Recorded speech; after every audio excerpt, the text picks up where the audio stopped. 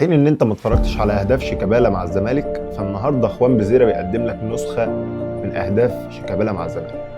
هدف الزمالك الاول جه عن طريق لعب جماعي بين 4 لعيبه في الفريق، وهم محمد السيد باستخلاص، ثم باص من عبد الله السعيد لثرو باص من ناصر منسي، السوبر منسي لاخوان بزيرة اللي بيقطم لبره زي شيكابالا يحطها في البعيده.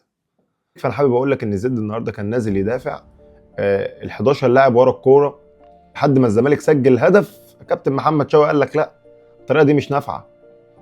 الزمالك خلاص فك الدفاع المتكتل بتاع زد بهدف اول من سرعه لعب الكوره. محمد لك لا خلاص بقى، يلا نهاجم، الفرقه دي مش هينفع معاها التكتل الدفاعي، لحد ما سجل هدف التعادل. كابتن معتمد جمال بيجري تغييراته في الشوط الثاني، يحرك الملعب، خرج عبد الله السعيد ونزل احمد ربيع، ونزول عدي الدباغ كمان والشيكو بنزا. المباراه بتتكهرب في يعني زد يا جماعه فرقه قويه، خصم عنيد النهارده عنده عناصر كتير تقدر تحرجك. من اقوى ماتشات الزمالك النهارده عدى اصعب ماتش بالنسبه له، تلعب فرقه قويه في كل النواحي. يعني برافو فرقه زد النهارده، والله قدموا ماتش كبير هم والزمالك. مباراه كانت تستحق انها تكون في سهره رمضانيه النهارده. انا بصراحه رغم ان الواحد كان هيموت وهو بيتفرج على المباراه، رغم ان ربنا كرم بهدف احمد ربيع على طريقه فرجاني ساسي. احمد ربيع حط الكره في الزاويه البعيده، مش هتقدر تجيبها، انسى علي يا لطفي، مستحيل. الزمالك بيرجع للمركز الاول رغم كل المشاكل اللي هو فيه. الزمالك مصمم يصعبها على الكل، مصمم يستمر على المنافسه. الزمالك بيحرج منظومه كامله بانه قادر يكمل. انا بشوف يا جماعه ان الزمالك يعني طول ما هو عنده مشاكل وازمات احنا بنأدي كوره جامده قوي.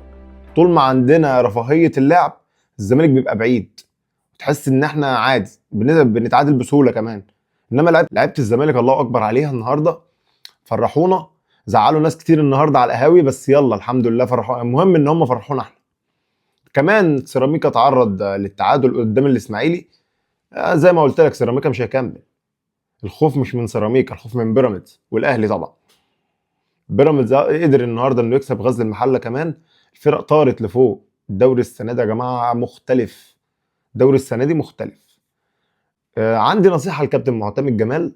يا كابتن معتمد جمال، عمر جابر ما ينفعش يلعب على محمد ابراهيم الناشئ، رغم انه ناشئ يلعب على عمر جابر، ما فيهاش كلام. عمر جابر النهارده يعني ما عندوش حلول يقدمها لنا. فانا اتمنى منك عمر جابر وشوكوبانزا ما يشاركوش. شوكوبانزا لسه عايز شغل